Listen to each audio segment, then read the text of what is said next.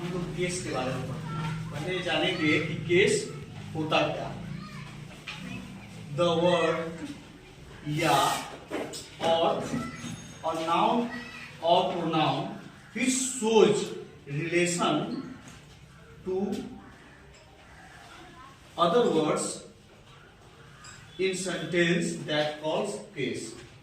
मतलब वह शब्द जो किसी वाक्य में संज्ञा या सर्वनाम का शब्द के अन्य भागों से संबंध दिखाता है, उसी को हम लोग क्या कहते हैं, केस।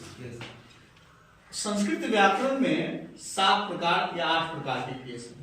हिंदी व्याकरण में 8 प्रकार के केस हैं, लेकिन इंग्लिश ग्रामर में 3 प्रकार के केस होते हैं। एक होते हैं नॉमिनेटिव केस, जिसको हम लोग कर्ता कारक कहते हैं। दूसरा होता है ऑब्जेक्टिव केस, जिसको हम लोग कहते हैं कर्म कारक। और तीसरा होता है पॉजिटिव केस, जिसको हम लोग कहते हैं संबंध कारक। अब कर्ता कारक का आसान पहचान है, वह सेंटेंस के अंदर उसका प्रयोग सब्जेक्ट के रूप में होगा, और सब्जेक्ट फर्स्ट में आता है उसके स्ट्रक्चर में। जैसे हम कहेंगे I am reading a book, तो उसमें आई जो हो गया वह हो गया नॉमिनेटिव केस।